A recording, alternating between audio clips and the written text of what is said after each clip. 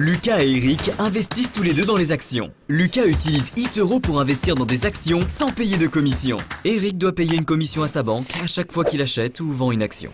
Lucas utilise CopyTrader pour reproduire les portefeuilles des meilleurs investisseurs en temps réel. Eric reçoit des conseils d'investissement de la part de son cousin Paul. Disque laser. Alors, comment se fait-il que Eric soit un aussi bon investisseur que Lucas? Il ne l'est pas, parce que Lucas utilise eToro et Eric ne le fait pas. Téléchargez eToro et investissez dans des actions sans payer de commission.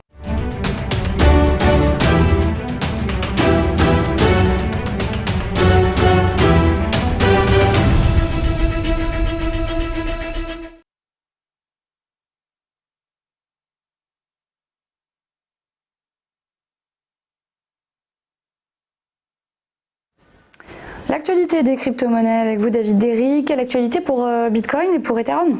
Écoutez, pas grand chose se passe, hein. On a toujours très peu de volatilité sur le Bitcoin et l'Ethereum. Le Bitcoin qui justement se maintient toujours au-dessus des 9000 $, mais qui a du mal à vraiment décoller et qui, on l'a vu depuis le halving, hein, on a vu que le Bitcoin se tradait principalement entre un niveau de support à 9000 $ et un niveau de résistance aux alentours de 10 000 $.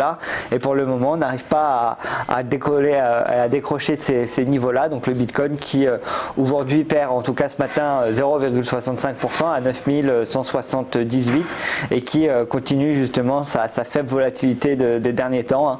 Donc on a pu voir et on peut constater que ces derniers mois en tout cas le Bitcoin est moins volatile que les marchés classiques et qu'il y a plus d'actions sur les marchés classiques que sur Bitcoin, si par exemple on compare avec Tesla ou d'autres sociétés. Et c'est un peu pareil pour Ethereum, malgré la mise à jour du protocole qui devrait bientôt arriver, hein, parce que pour rappel, Ethereum devrait passer d'un modèle de Proof of Work à un modèle de Proof of Stake là à partir du mois de juillet. Et malgré cela, on n'a pas eu un décollage d'Ethereum. Pour le moment, on avait une belle tendance haussière depuis le mois de mars, depuis le 14 mars à peu près, hein, ce qui représentait le milieu de la période de coronavirus. Et puis on s'est bien repris pour atteindre les 250 $, et puis on n'a pas réussi à passer cette résistance, et aujourd'hui on se trade aux alentours de 233 $, hein. Comme le Bitcoin, on est en baisse aussi ce matin à 0,95% pour Ethereum. Par contre, on a une crypto-monnaie en ce moment qui performe plutôt bien et qui surperforme le marché de la crypto-monnaie, c'est ADA ou le Cardano.